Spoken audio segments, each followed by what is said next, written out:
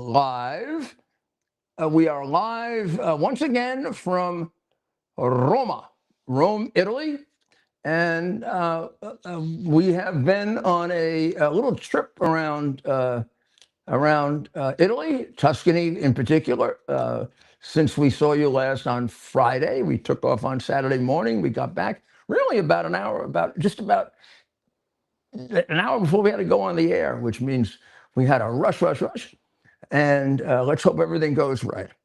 But we will talk to you a little about that after having traveled through Tuscany and having spent the afternoon with my second cousin in the home in which my grandfather was born and brought up, which is extremely exciting.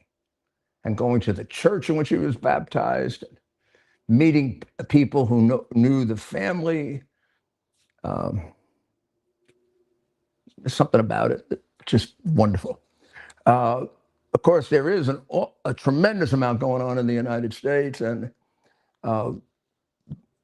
today, the funeral of Lindsey Graham, and particularly with the presence of Prime Minister Netanyahu and President Zelenskyy, really illustrated just one aspect, but an important one, of just how important Lindsey Graham was. I mean, he was a champion of both of their causes, in which I have equally strong beliefs. And his loss is going to be very, very difficult. I think both Bibi Netanyahu and Zelenskyy are quite legitimate in the affection that they had for him. I know Bibi for a very, very long time. And Bibi really admired Lindsey very, very much. And he was Lindsey had the ability to to talk across aisles. I know he was extremely upset about the current Democrat Party. How would you describe it? Embrace of Jewish hatred, unwillingness, first of all, substantial number who practice it and have it and express it, and then the extraordinary silence of the rest of the party, including some of the people in the party who are Jewish, like Schumer. Now, there are some exceptions. Fetterman, of course, is the most dramatic exception. There are a few others, not the Senate, but in the House and in local offices. But it's really the exception and not the rule. I mean, Democrats now say things that 4 or 5 years ago would have been considered to be dramatic, absolutely clear indications of anti-Semitism, Jewish hatred. I just say it, including the mayor of New York. And very little condemnation of it by other Democrats.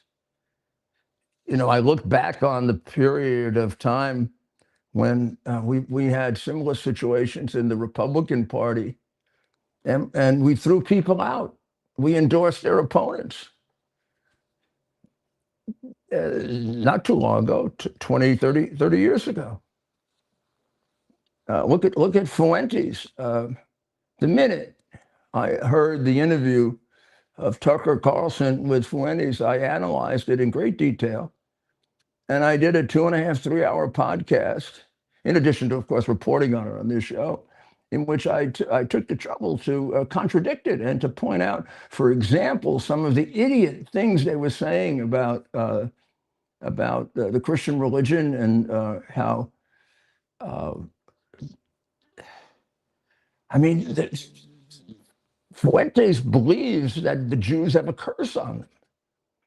And although Tucker didn't agree with it, he didn't know anything about contradicting it. It was pretty easy to contradict. You don't even have to go into theology to contradict it.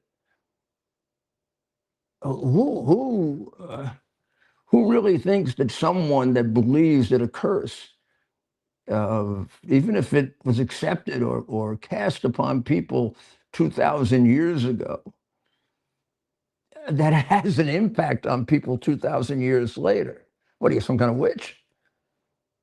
I mean, how insane is that? And how much is that an excuse for your hatred?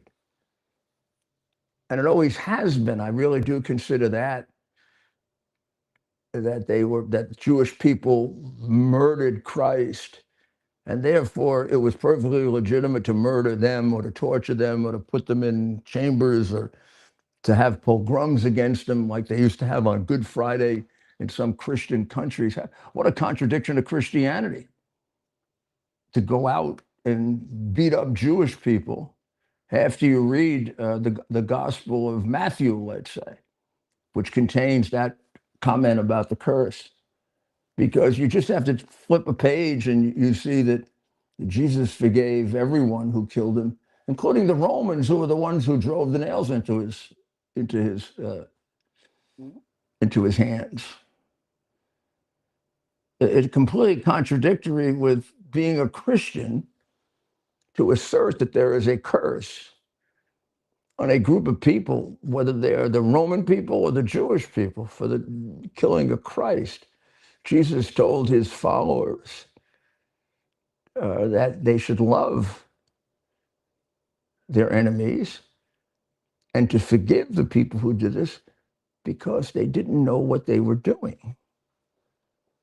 So you either are following Jesus or you're not, or you're using it as an excuse for your own bitter, horrible hatred.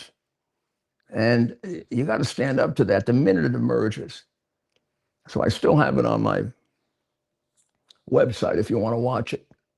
But I really would urge you to watch it because I don't just attack them and say, oh, I go into great detail to try to point out to you the historical and theological inaccuracies in what they're saying. And I don't know, Fuentes could be a little jackass, but Tucker knows better. And since then, Tucker's gotten worse and worse and worse and worse. So here's where I think we are right now. We're at a point where the president, I'm sure, in his meeting today with Bibi Netanyahu, is going to go over in detail exactly what he's going to do. Because if you really think they are mostly on different pages, you're wrong. Is there occasionally a disagreement between two very, very tough, very strong-minded, and very opinionated men? Of course. Of course. But is there a disagreement in ultimate goal? Absolutely not. Is there a great deal of respect between the two of them about how effective they both are? Yeah, I mean, President Trump truly believes that Prime Minister Netanyahu is the greatest prime minister in Israeli history. He thinks he's one of the great prime ministers.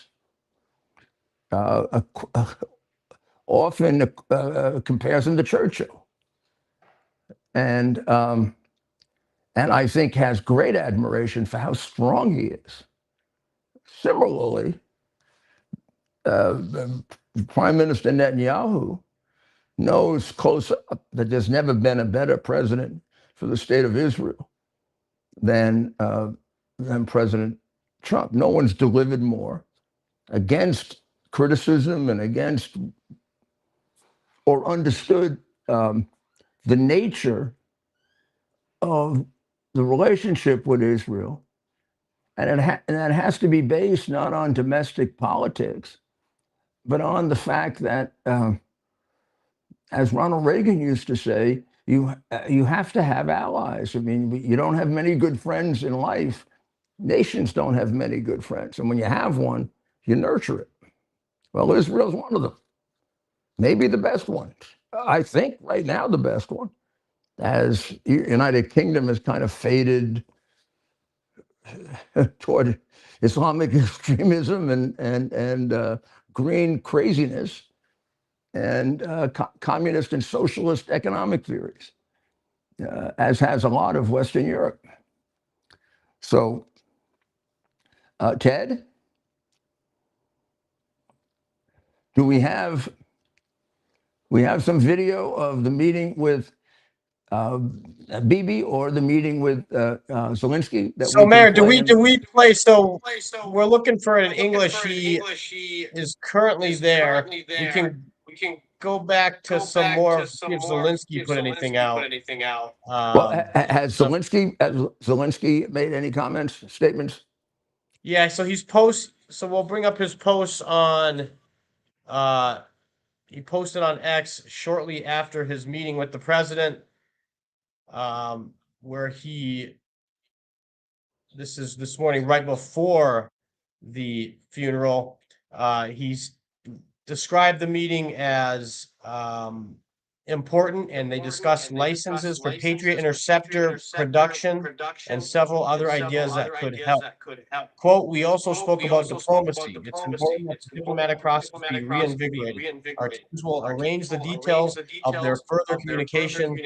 I'm grateful to the United States for its firm support. And the president, has he put something out? See if the president has put anything out on the meetings here. He, of course, was at the funeral today. Nothing from his official account. Of course, we always want to check with him. Truth Social. That's where he puts stuff out first. And so we're still waiting for him to put anything out on either meeting. We have a few. Of course, the Zelensky meeting from earlier today, Mayor, was closed to reporters. And so they definitely wanted to kind of control the flow of information from that. And we are expecting him to meet with Netanyahu. That might be going on right now. But the White House has yet to put anything official out on either meeting. Well, I think with the recent leak that took place, which doesn't seem to me that it came from the presidential loyalists, the people around the president, but someone once removed that can have access to some of this information. I think they're being very super careful because we're at a very delicate time in both places. We're in a very particularly in Iran, very, very delicate period of time in terms of what he's going to do. Is there any way to maintain some kind of element of surprise, given everything that's been talked about and out? How much danger is there of? I mean, they have basically announced that they're going to try to kill the president. They're going to try to kill the people around him. We saw what they were attempting to try to do on the evening of July 4th. I mean, they wanted to take the president out, but they would have taken out anybody else close to him if they could. So there's a lot more delicacy to this and reason for secrecy than is normally the case. Same thing with Ukraine, because the trick in Ukraine is to get Putin to start facing reality. And I think I'm probably speaking for a lot of people in Russia, including people that would necessarily disagree with everything else. I think the Russian people as a large group, both the people close to Putin and the people who dislike him, no longer see the point of this war. It's hard to see the point of it. He's taken 20% of Ukraine. He's got it. Question is, how does he stop getting hundreds and thousands of Russians killed every month at a pace of 8-1 over the Ukrainians? Now, he is inflicting damage on Ukraine in taking out civilians, but that's not going to win the war for him. That's just terrorism. That's, go bomb an apartment building and hope that the Ukrainian people say, enough, enough, enough, enough. They're not going to say that. I always thought that although I always had a different view of Putin than President Bush and maybe even than President Trump, I think he's an evil man. Too much murder, for me to think of him any other way. But I did think of him as a more practical man than he's turned out to be. Because if you step back for who you're rooting for in this war and what your moral views of it are, this is no longer. It's hard to see what's in it for Russia. Actually, hard to see why this made any sense for Russia at all. Let's assume they keep their 20% of Ukraine, which I don't think they are, but let's say they keep it, and they even get that little territory more that they're trying to get. They've lost all of Europe, or most of all of Europe. The Slovakian president showed up there. Or did he show up in China? Yeah, he showed up in China. I don't know what the hell he was doing that for. I would not be very happy about that if I were in the White House. But Russia had a pretty damn good relationship with Germany. And most of Western Europe, would do business with Russia, particularly for their oil. Well, I mean, they've, in a very quick period of time, they have basically weaned themselves off Russian oil. Europe has.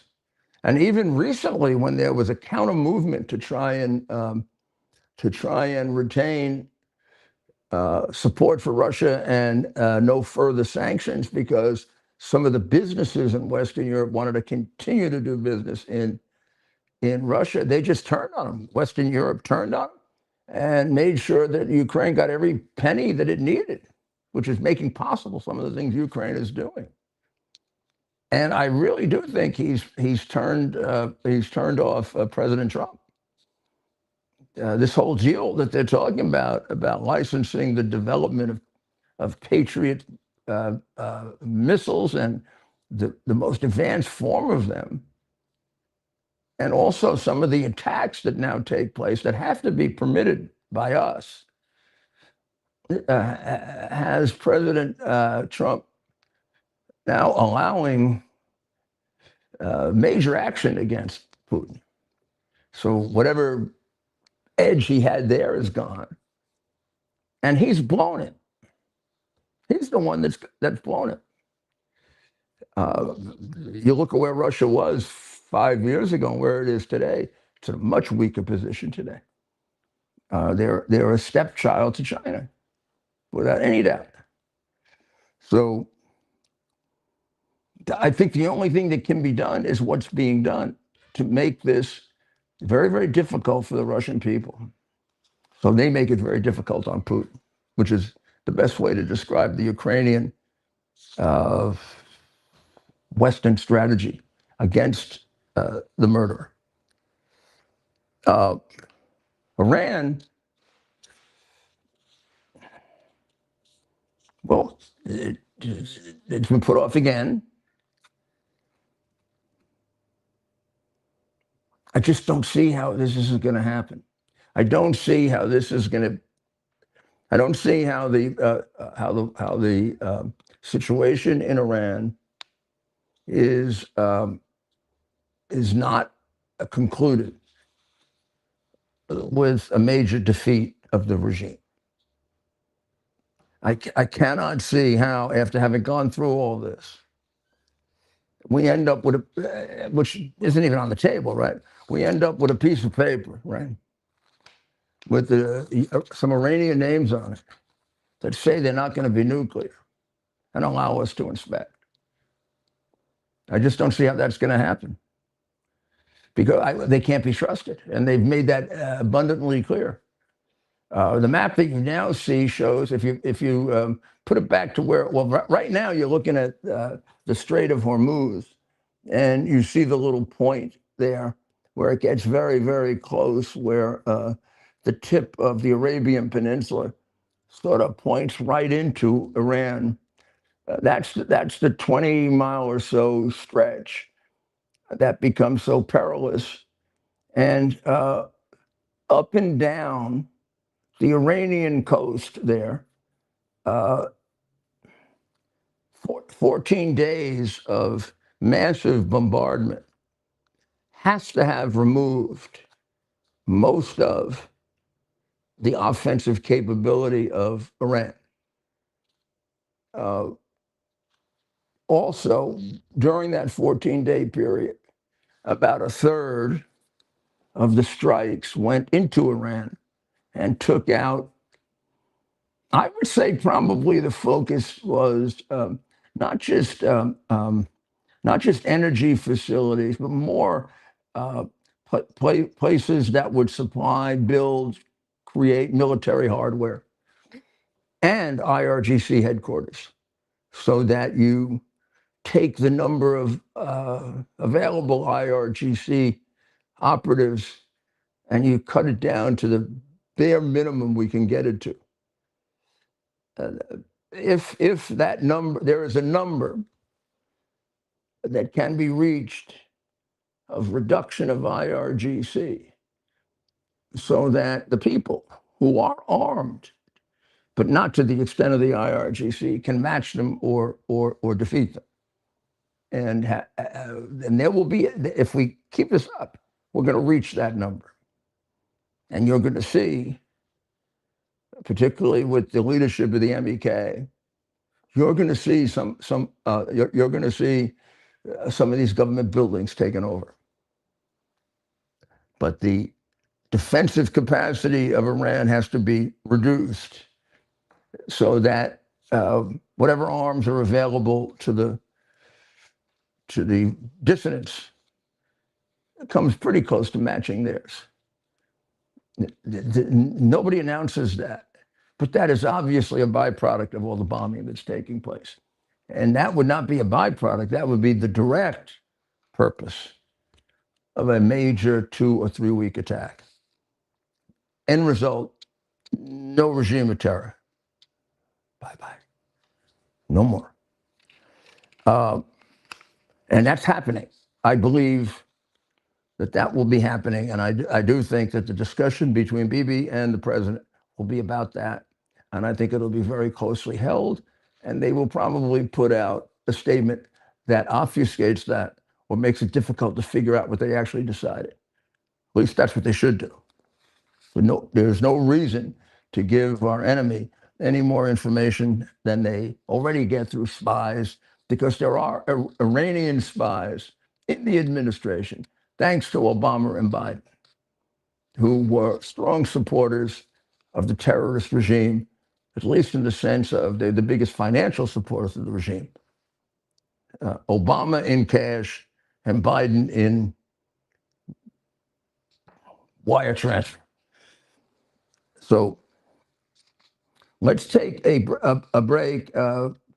When we come back, or shortly after we come back, we're going to have Dov Hikind with us, who is probably one of the most knowledgeable people on Israel, one of the great Israeli and Jewish patriots. If you want an opposite of Chuck Schumer, it's Dov Hikind. He stands up for his people in a sensible and strong way.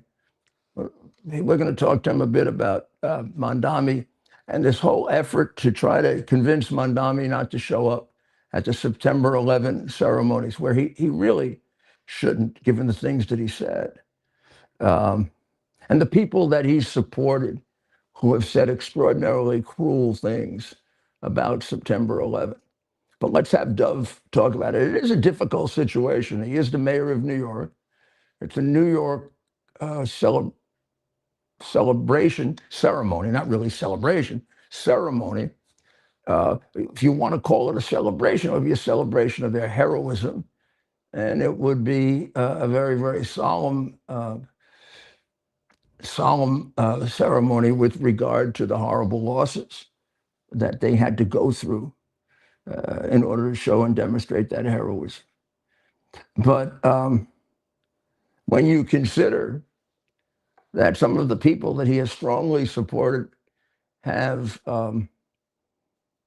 found that to be a justifiable attack based on American foreign policy, based upon Israel, based upon its support of Israel, and his wife's statements about it, which are extraordinary.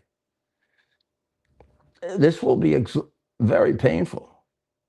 No one's exaggerating this or trying to use it as a political thing, or at least I'm not. But I'm very close to the families.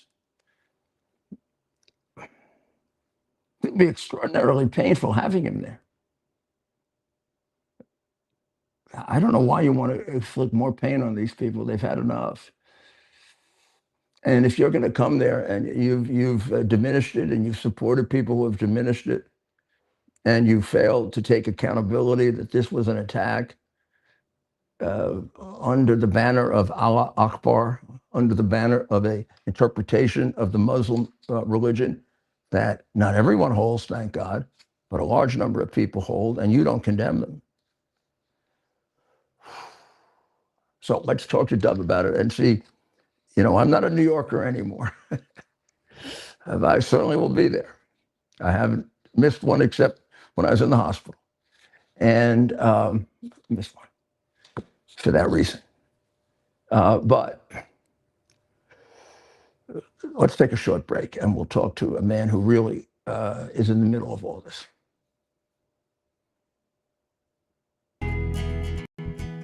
Here we are, pretty much at the beginning of the process here at this pristine, I call it a laboratory. It's not like a factory, it's like a hospital. This is the beginning of the process for roasting. Deep grain, very good quality. Most people don't use this quality. We deal with small farmers because we like to know who we're dealing with. They give us the highest quality, all organic, non-GMO. You should know all Arabica beans, no Robusto, all Arabica. They're going to go into the roaster and it'll get roasted for about 20 minutes or so.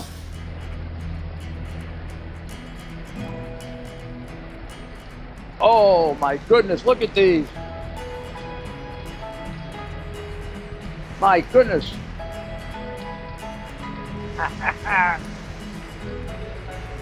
You're going to want to specially order these.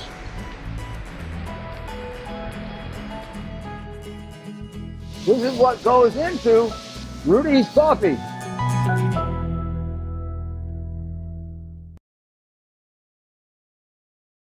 Are you ready for some action? I'm ready for action. Get the Elite TV plan only through the portal. 218 channels, and it's only $69.95 a month, Wow. including your free portal. That's cheaper than everyone else. Your favorite sports, movies, news, Wow. even daytime dramas. We're talking about ESPN, OAN, Newsmax, Wow. channels you can't get anymore in certain areas. Compared to the competition, this is a way better deal. Endless selection. Not to mention all the free music channels. There's over 700 premium and classic movies all ready to go. Wow. Plus, they got catch-up TV that allows you to go back and watch what you've missed or want to watch again. Cut your cable in half and get twice as much for free. Way more channels for half the cost. After the first year, the subscription then drops to $57.95 monthly, Wow. where you change or upgrade anytime. Go to QUXNow.com and get yours today. Use promo code RUDY. Act fast. These deals are selling out. Tunnels to Towers Foundation honors America's greatest heroes. Heroes like the dedicated public servant Josh Bischoff. Josh began his firefighting career as a volunteer and quickly rose through the ranks to become CAL FIRE's Assistant Chief of Tactical Air Operations. Josh was driven by a deep sense of purpose and a passion for serving others. His leadership earned him great respect across the entire state of California and beyond that, until tragedy struck. And two helicopters collided while fighting a California wildfire. Josh was killed in the crash. He left behind his wonderful wife, Cheryl, and their two children, Derek and Juliana. The Tunnel to Towers Foundation paid the Bischoff family's mortgage immediately, lifting a financial burden and enabling Josh's family to focus on healing after unimaginable loss. Josh's family is committed to honoring his memory by living with the same drive, the same joy, the same patriotism, and the same purpose that he did. Honor and help heroes like Josh and their families who've sacrificed everything. Donate $11 a month. And now we're going to return to America's Mayor, Rudy Giuliani, live from Rome, Italy. Is it Rome or Roma? Well, it depends. In Italy, it would be Roma.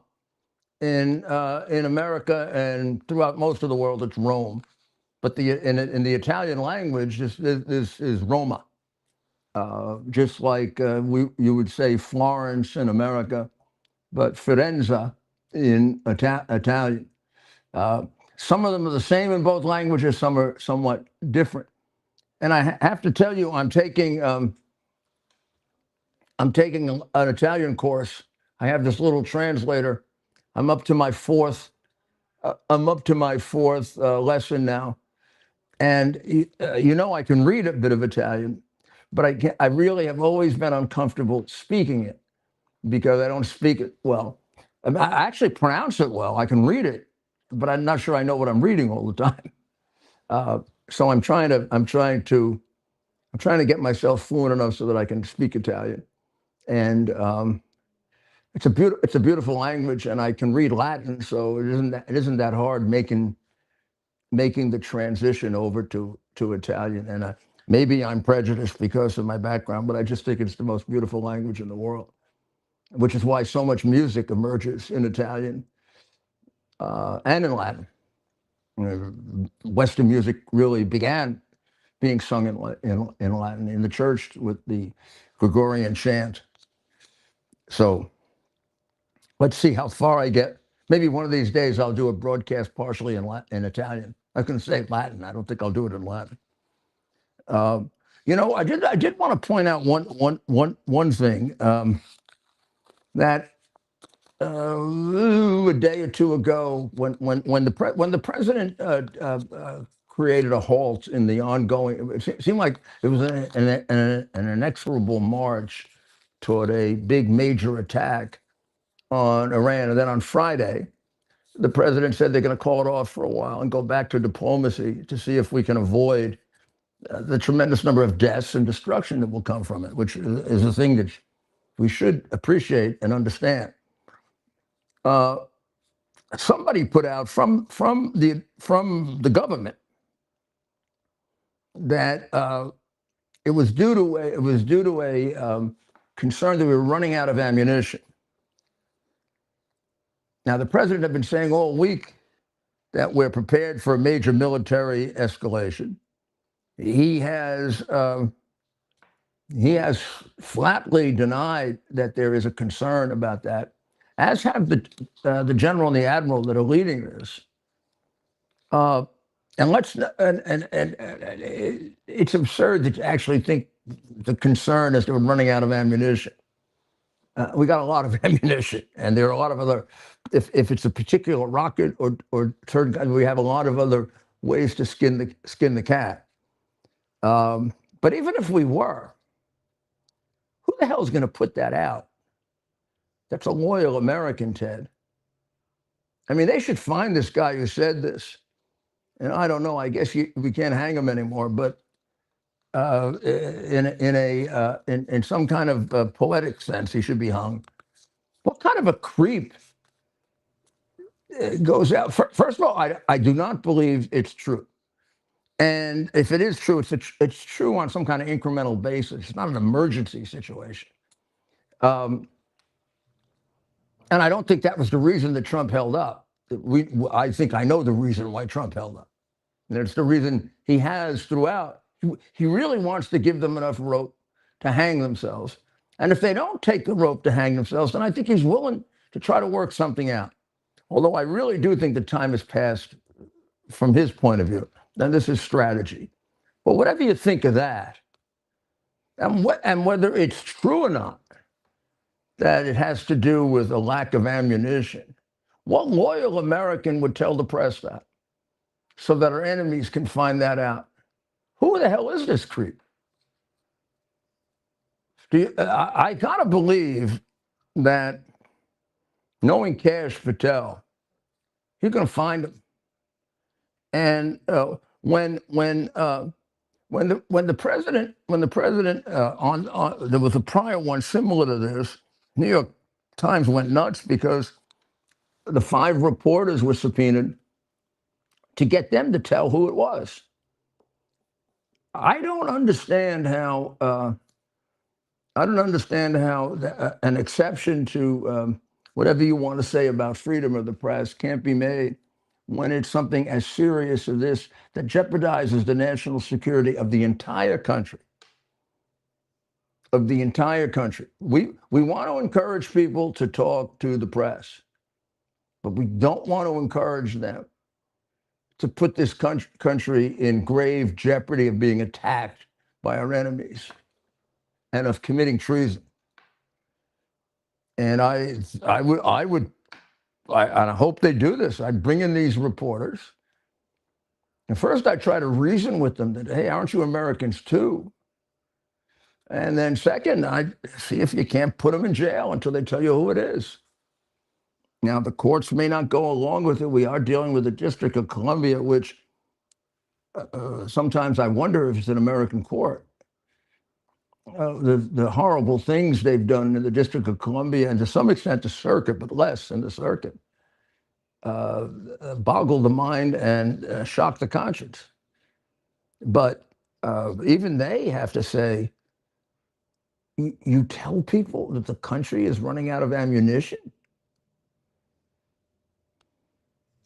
Yeah, that's interesting, Mayor.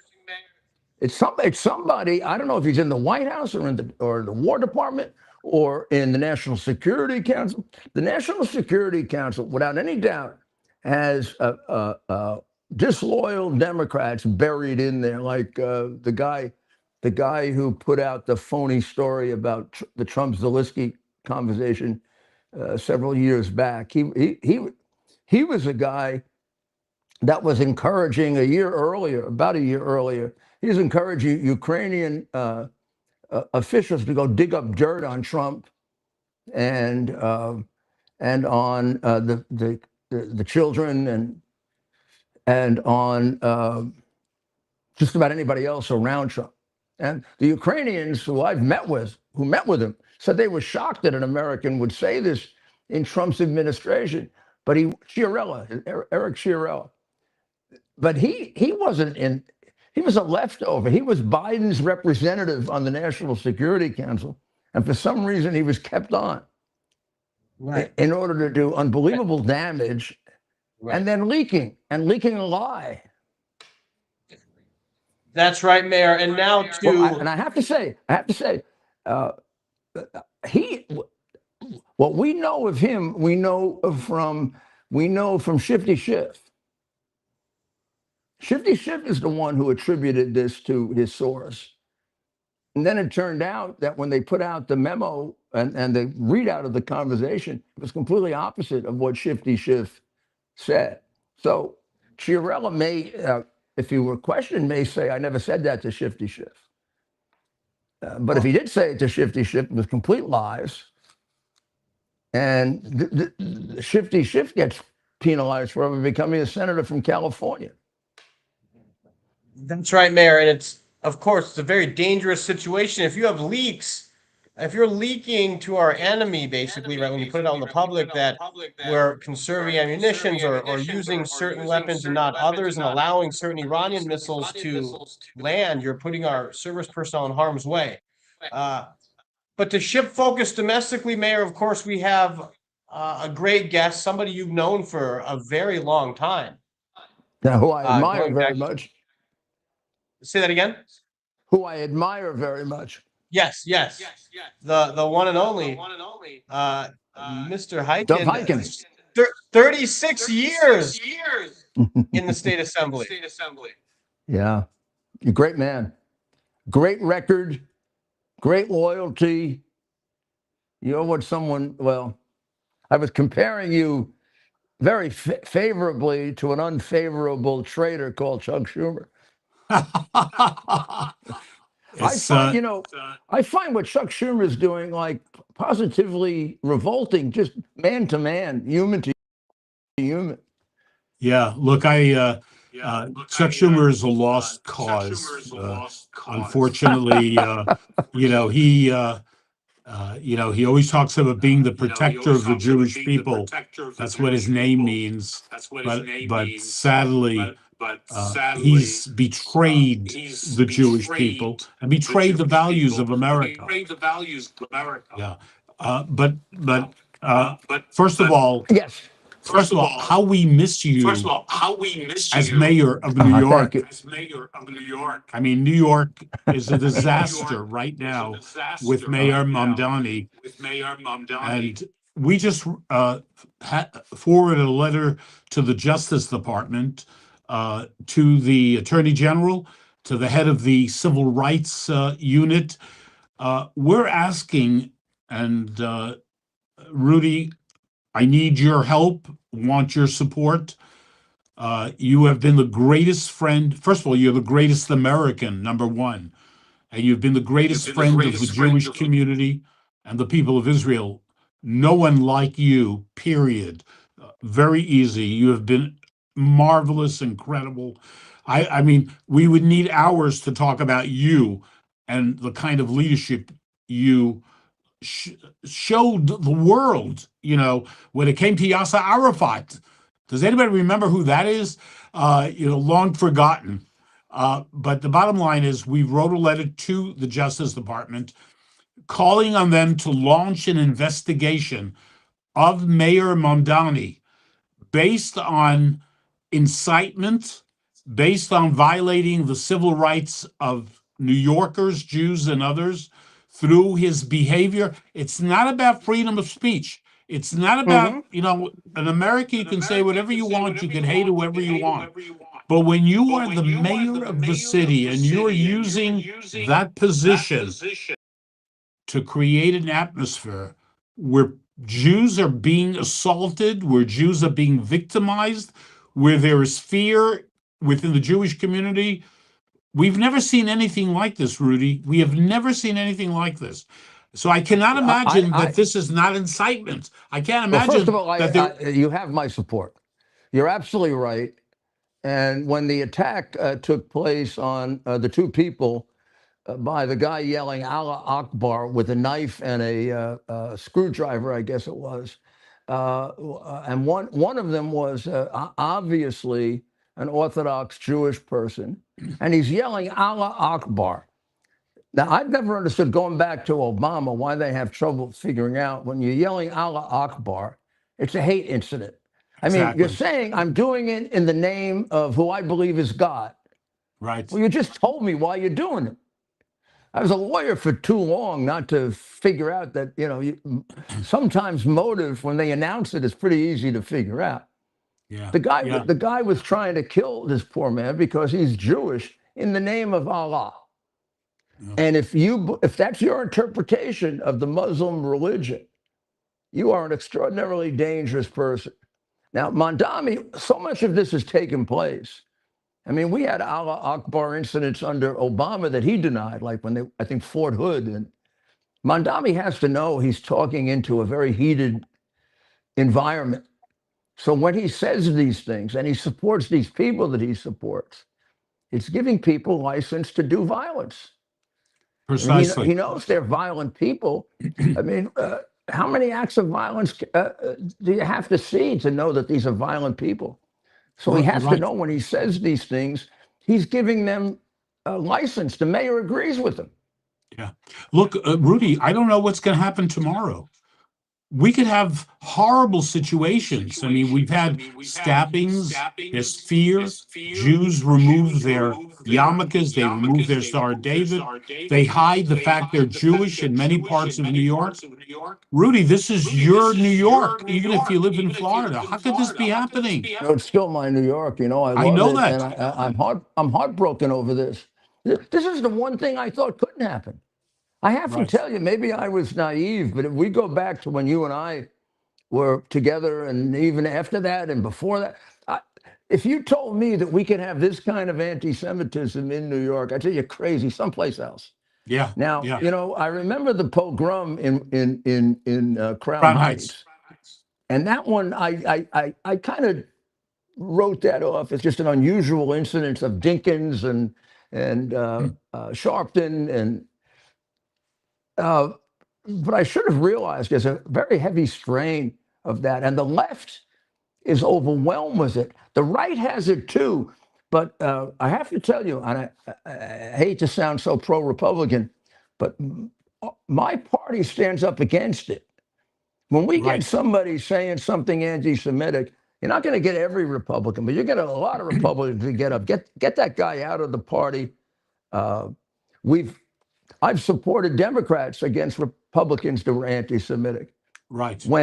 When that Fuentes guy went on with Tucker Carlson, I immediately did a 2-hour podcast ripping it apart based on biblical references, their complete misinterpretation of Catholic theology, in which they tried to create this, curse. How can you believe there's a curse for 2,000 years unless you believe in witches? Right. Well, Rudy, Rudy, you're a leader.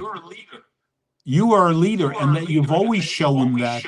And you spoke out. A lot of people did not. A lot of people waited. Now we realize, but you were there from the very, very beginning. And when you have Mamdani, who, he's much more connected to Hamas, to Hezbollah, Iran, et cetera, we have a situation. That's why, a lot of the Jewish leaders, Rudy, we got to get them to tone down. I don't want them to, what do you mean tone down? 40% less, 50% less? That's ridiculous. We need to be tough, we need to be strong, and we need to go after Mamdani, because what he is doing, he's violating the law. There's no question about it. He's denying the civil rights of New Yorkers by his behavior as mayor, using the position of mayor. And Rudy, I need you to convince the Justice Department at least to say that they are going to look into it. That's all I'm asking for.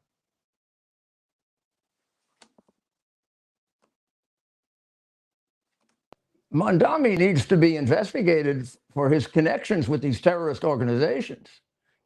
I mean, there are just too many. There are just too many of them. Too many incidents where I can't imagine they're going to give him top security clearance. How the hell can you be mayor of New York without top security clearance?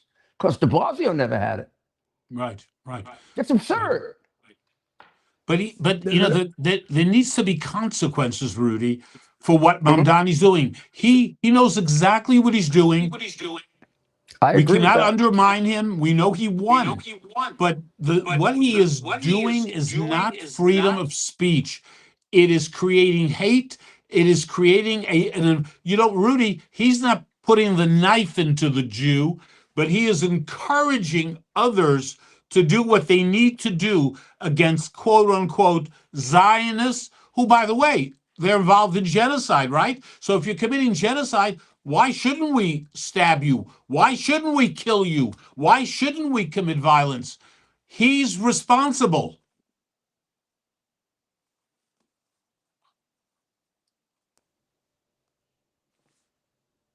They're crazy. In America, I mean, we don't have Jewish attacks on people in America. It's crazy. It happens the other way now all over the country. We had it in Washington, right? We had it in Miami. I mean, this is intolerable. And as we learned with Hitler, if you let this continue, you let this fester, who knows what could happen? Right. Exactly. So it's got to be cut out now. And I really do think this Justice Department would be open to this. And I wouldn't be surprised, and I don't have any extra knowledge of this, so I don't want to create a bunch of rumors, but I wouldn't be surprised if they're not investigating him already. Okay. Because if I were in the Justice Department, you wouldn't have to have written me a letter. I'd investigate him based on all those connections. Right. But again, is he inciting violence or not? I think it's a no-brainer. Let them investigate. His Yeah, words, and his also actions. his reaction to the attack was the man was mentally ill. No, the Oh, that man that seems to acted, be the whether he is mentally excuse. ill or not, he acted in the name of Allah, in the name of a specific religion, Exactly. which Precisely. the certain members of it, certain very, and more than a few, not all, believe they are required to kill Jews and Christians. Muhammad told them that, and they're going to act on that literally, whereas others, thank God, avoid the literal interpretation. Right. So this is a real problem, Yeah, and I absolutely. agree with you. And I'm glad that you stepped up to do this, and I'm very happy to support you. We'll talk about it, and then we'll announce what we're doing. Okay? Absolutely, Rudy. All right. Okay. Rudy, I love you. I miss you. Yeah, it's similar. And Miss you. I'm you. glad By you're the way, you around. look great. You look great. Oh, thank you. I just had a meeting with my second cousin who's Italian and I was at the home where my grandfather grew up as a little boy. Oh, wow. I spent the day having lunch there, and it was really wonderful. You know how it is with Jews and Italians love family, and this connection Right. to my family is unbelievable. I just love it. Absolutely. But Rudy, thank you, Doug. I want to work with you on getting the Justice Department we just will. to announce they're going to look at it. I'm not asking them for conclusions. I think we need to send a message to the mayor of New York that the law applies to everybody, including you. Thank you very much, Dove, and God bless you, and stay safe. Thank you so And much, stay Rudy. safe. I All the mean that. best. I pray for you. Very, very brave man, and a very, very good man. And I was going to point out, I don't know if I did, I don't think I did, that the Mayor Mondami's reaction to this was horrible. Oh, I did point it out. His reaction to it was, this was a mentally ill man. Wait a second. The guy went after a man who just came out of a synagogue with I think he had Pesach. That's the things that hang down. He certainly had on a yarmulke, and he looked like a Orthodox Jew, and he yelled out that he was stabbing him in the name of Allah. Oh, this is a mentally ill anti-Semite who is adding to a crime that is by far the biggest hate crime in America. And he will cry about attacks on Muslims, and they happen, and they're wrong. And there's no one who opposed that more than I did as mayor. I opposed that more effectively than he does. When September 11 happened, you can go back and get the damn tape. You'll see that one of the first things I did was to tell New Yorkers, do not harm people who are Muslim or people who are Arab, or do not do that. And if you do, you're going to be dealt with very, very harshly. And then I just didn't say that because I wasn't a bullshit artist like a lot of these politicians are. I got one of the best commissioners in New York City history, who was tough as they come. And I said, Bernie, you put together a squad, and a really good one. Let's make sure we don't have any incident here. Let's be a model to America, that we're not going to go blame some person that had nothing to do with this attack. Sure, we're going to be honest about it. We got to learn how to do this. We have to learn how to be honest. This was an extremist Muslim attack on America. The 19 people who did it were Muslims, and they did it in the name of Allah, the person, the figure that Muhammad selected as God. Now, Allah, we could get very technical about it. Allah had a previous history as a pagan god, one of many, the god of the sun, and a lot of other things. But when you tell me I'm doing this killing in the name of Allah, I get it. I better protect myself about the people who agree with you, because there are a lot of them that come after you. Well, where's the mayor telling people, cut it out? I mean, first of all, he would have a lot of suasion among Muslims and whatever, because he's one of them, to say, cut it out. Cut it out. We don't need this kind of violence. We need this kind of hatred. Geez, that's what I did with the mafia, and they were Italian, huh?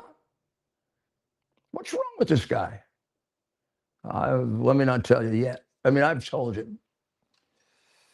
I really do respect Dove for stepping forward to protect the Jewish people. It'd be really good if some of those damn cowards in Congress would step up to protect their people. John Fetterman, you have my undying respect. And I'm sorry that I opposed you when you ran, although you did run against my friend Mehmet Oz. But in any event, you seem so different. You seem so different. You're in the tradition of the great senators, Republican or Democrat. You're just remarkable. But it's a tragedy that there's only one of him, I think, right? Ted? Are there any others that we can put in the category of Fetterman? I mean, a couple in the House come along every once in a while and will say things about a great concern over anti-Semitism and Jewish hatred. Some members of the House have done that. But I don't know of any other senator is there any other senator who has done that? Democrat you make senator? a good point. Democrats, and now they're going through a big split now. However, that's a good point in terms of Like Blumenthal. Blumenthal's Jewish, right? And Schumer, right? Well, Schumer, we know. Schumer is an absolute traitor. But Blumenthal, does he ever say anything to protect the Jewish people? That's a good question. You definitely don't hear him. I mean, his whole deal is just attack Trump, attack Trump, attack Trump. They have been silent. I mean, at least since shortly after October 7th. I'm sure Why they don't came they out even they don't even speak out about this increased number of anti-Jewish attacks? You know, the last 3-4 years in a row, by far, the biggest number of hate crimes have been against Jews, not against blacks, certainly not against Muslims, not against illegal immigrants, not against Jews. Number one, they've increased more than any others, and they're way at the top of the list. The FBI list, the list in New York, the list any place there is a substantial Jewish population. When you consider how few Jews there are in the United States, it's ridiculous that we have so many attacks. I mean, That's right. There are not that many Jewish people in the United States. And there are a lot of states that have none. That's So they right. do get concentrated in New York and in Chicago and in Los Angeles, Miami, places like that, and Washington, D.C., where we had a terrible one. Well, unfortunately, as you said, Mayor, we've seen such an uptick in attacks in places like Michigan with a small but substantial Of Jewish course, population. Michigan. Yeah, of course, Michigan, the Pittsburgh. synagogue. Yeah. The shooting in Pittsburgh, Pittsburgh, absolutely. Pennsylvania. They're about 2.4% of the population. And as you mentioned, it's the top group that you hear about being attacked in America, despite what the media, for years they constantly pushed that law enforcement's killing black men, when in reality, the stats don't show that at all. What they show is attacks against. I mean, the percentage of white men, including white police officers, that kill black men is minuscule in comparison to the percentage of blacks who kill blacks and blacks who kill whites. It's maybe No, I don't even want. Let me give you the percentages I have memorized because I argued this to the Justice Department and got them to back off putting the New York City Police Department under some kind of guardianship. Believe it or not, I convinced the Clinton Justice Department not to do this. So in New York, and this, I bet this statistic is the same now, but it was the same as of 3-4 years ago. Roughly 70% to 75% in the murders in New York are committed by black men. And roughly 8% of the murders in New York are committed by white men. 12% of the victims of murder in New York are white. 75 to 80% are black. So what you have is that white men hardly ever kill black men, hardly ever. Black men don't kill white men all that much, but they kill them 7 or 8 times more than white men kill black men. But they basically kill other black men. So anytime there's a black murder, there's a 7 out of 10 chance to 8 out of 10 chance it's a black man that was murdered. There's a less than 10% chance it's a white man that was murdered. So when you hear tonight a black man was arrested for murder, roughly in all parts of America, it will be 7 or 8 times out of 10 that the victim is black. And at most, 1 out of 10 times that the victim is white. So if you don't tell the truth about that, which they don't do in Chicago, you have an awful lot of black people who die. And nobody's doing anything about it because they're making it appear as if you're being prejudiced against black people by investigating black murderers because you're just trying to protect white people. When I was reducing black murder, I knew for sure, because I know what the hell I'm doing. I knew I was doing this for the benefit of the black community. In fact, I was getting criticized in the areas that voted for me that I was removing police officers from there and putting them in the black areas. And I said, I'm putting them there because they need it. And ultimately, that's the way we're going to create one big safe city. This guy and his DSA communists and his fellow lovers of Islamic extremism, he's doing just the opposite. I mean, since he's been mayor, he's allowed an awful lot of people to die that wouldn't have died under me. In fact, some of them wouldn't have died under any mayor, like the ones who died of freezing. Democrat mayors going back 30, 40 years were removing people like this. This guy wouldn't remove them. And 18 died, 20 died. That's because they elected him. I mean, you can try to be circumspect about it or euphemistic about it. The more you are, the more people get killed. So I really respect Dov Hikind for facing up to this. And we'll certainly support him and see what we can do about getting the Justice Department to look at this. But I have a suspicion that the Justice Department certainly is looking at his connections to Islamic terrorist groups. He seems to like them too much. It certainly makes me very, very nervous when I hear the things that he says and the people that he supports, some of whom are out and out supporters of Islamic terrorism. So That's let me tell you a little bit more about my. Go ahead, please. What did you say, Ted? No, I was saying very, very well said, and I think you were going to transition now back to your travels abroad. But I was going to ask you: is there anything new? You know, there are tremendous wildfires going on here in Europe.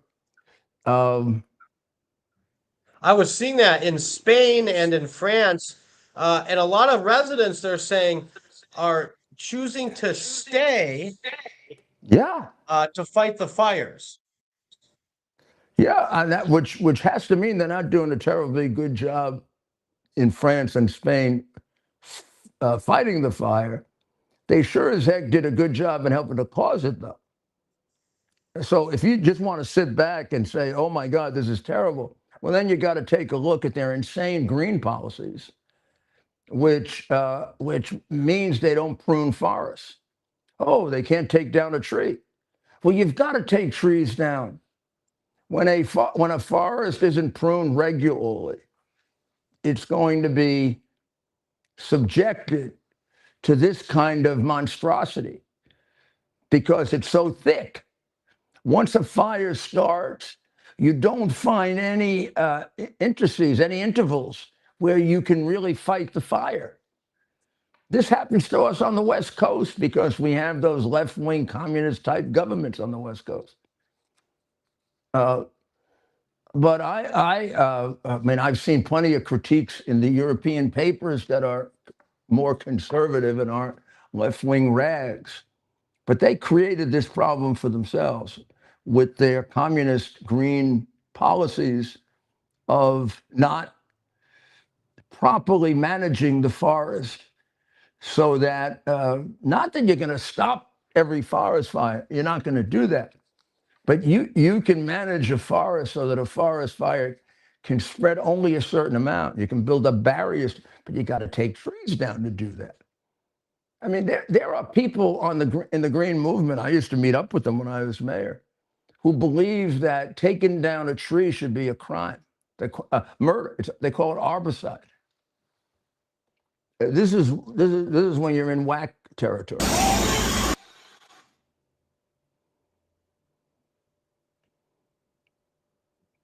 You would also think, Ted, that people who had this great belief in global warming would be even more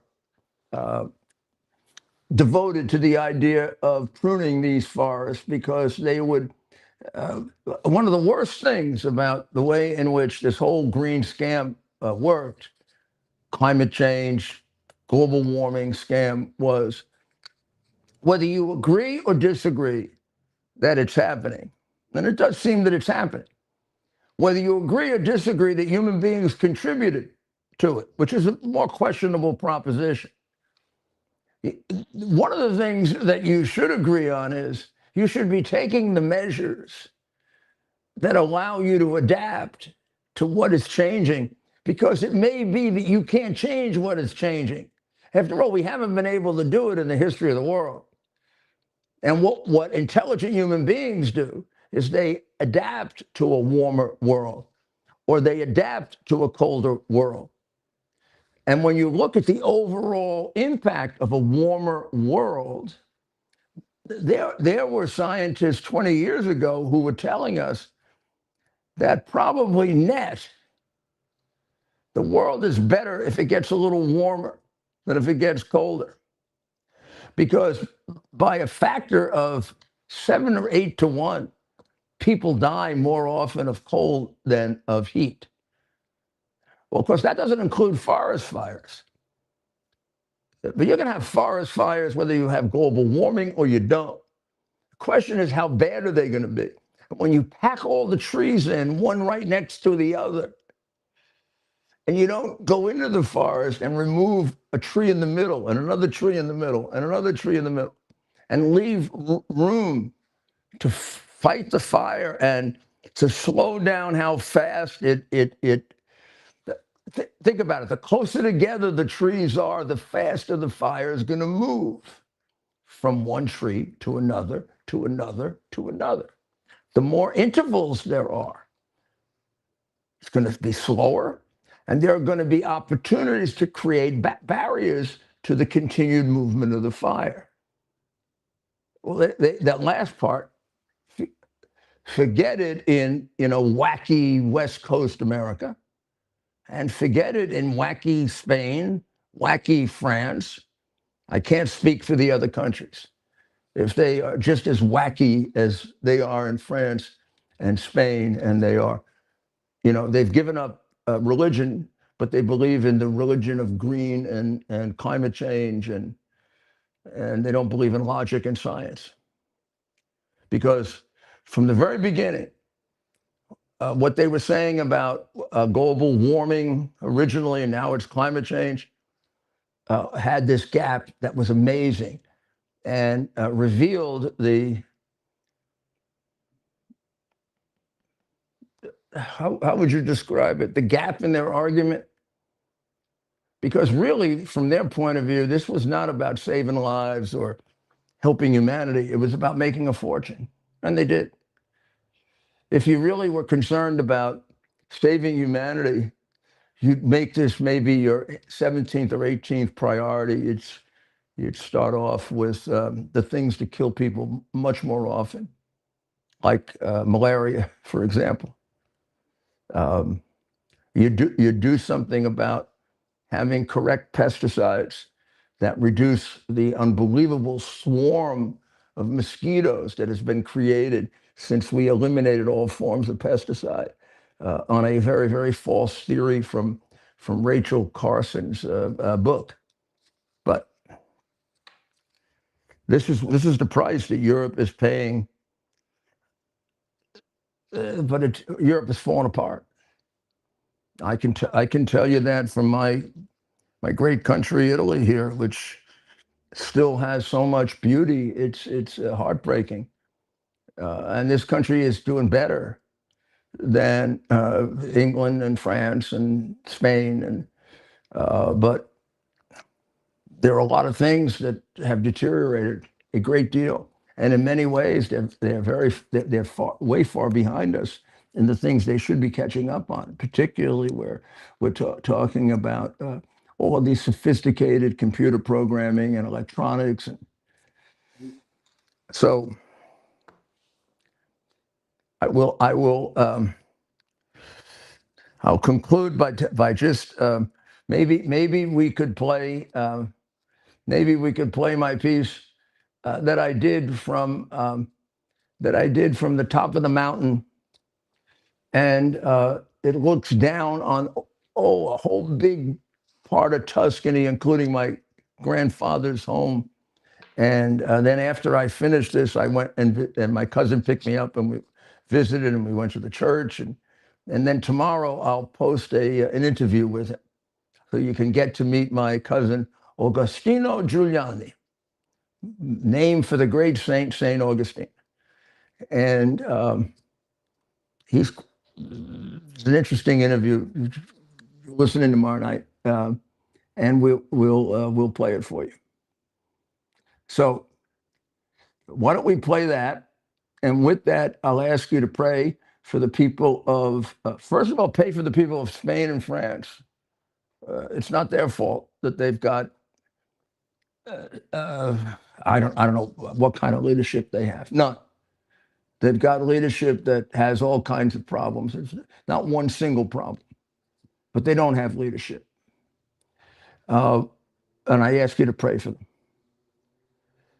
Pray for the people of Israel and the people of Iran. Please, very important. And for the people of Ukraine. I hope that the things are being worked out in the White House today for the benefit of the people of Israel and the people of Ukraine, with our great president, who's done so much for all of us and for them. And let's pray for the president and for our people. Let's pray for the president, because he has so much on his shoulders, and he's got to put up with so much. He's done so well, but it has to be with your guidance. We know he's here with your help and assistance.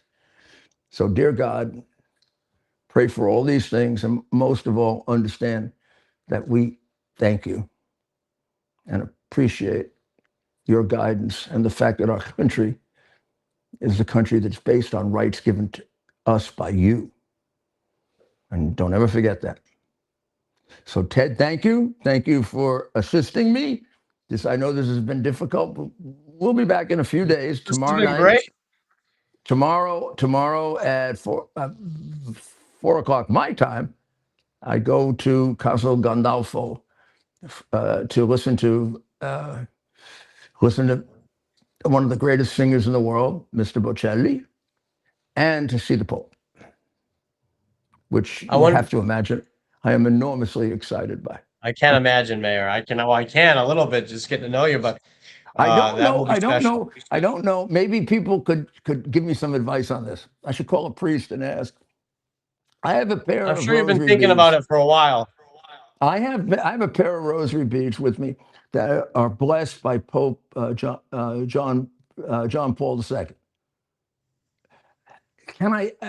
I shouldn't have. I should take a different pair of rosary beads to get blessed by this Pope, right? Or Yes, is it of good to have a course. pair of rosary beads blessed by two popes? Well, we'll talk about this. You got to find out. You think two? You gotta, yes, you gotta bring a separate, you gotta make it. Or do you want the same rosary beads blessed by two different popes? Yeah, I think Or do that's you probably want- good. I have a couple of medals here too that were blessed. Well, okay. Well, I think it probably is Something good to to have think it about. blessed That's a by good two. question. I have to call my friend Alan and find out. Okay. Well, we have a Well, thank 2-minute you. clip of you and You Mariana, put that Italy. on now, So- and I'm going to sign off because it's already after midnight here. God bless America.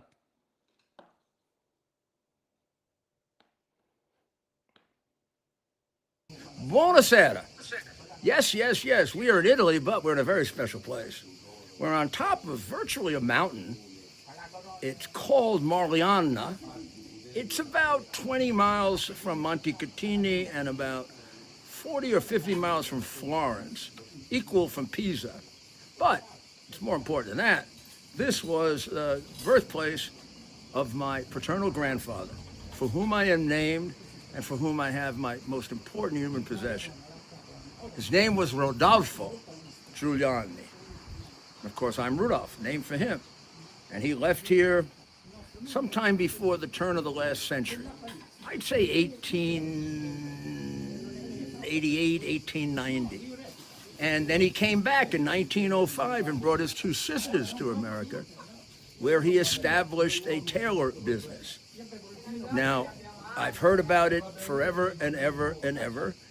My grandfather, who died when I was very young, but I was very close to, used to tell me about how he liked to go out and pick fruit at lunchtime and take the fruit and put it in that beautiful bread they make here and eat a fruit sandwich.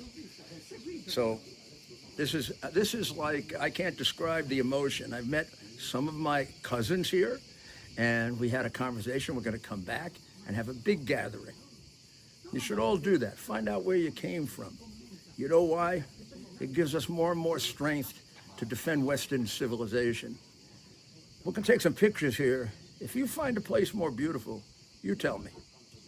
This is up in the mountains. It's gorgeous. It has a great church, Santa Nicola, and it has great, wonderful people. Well, all Italians are like that. So we'll be on tonight at 8. Well, no. We're now on at 4 and 5. 5 on X, on America's Mayor Live.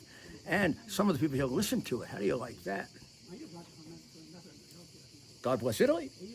God bless Mariano. God bless my grandfather. Thank you. And God bless America. It's our purpose to bring to bear the principle of common sense and rational discussion to the issues of our day. America was created at a time of great turmoil, tremendous disagreements, anger, hatred. There was a book written in 1776 that guided much of the discipline of thinking that brought to us the discovery of our freedoms, of our God-given freedoms. It was Thomas Paine's Common Sense, written in 1776, one of the first American bestsellers, in which Thomas Paine explained, by rational principles, the reason why these small colonies felt the necessity to separate from the Kingdom of Great Britain and the King of England. He explained their inherent desire for liberty, for freedom, freedom of religion, freedom of speech, the ability to select the people who govern them. And he explained it in ways that were understandable to all the people, not just the elite. Because the desire for freedom is universal. The desire for freedom adheres in the human mind, and it is part of the human soul.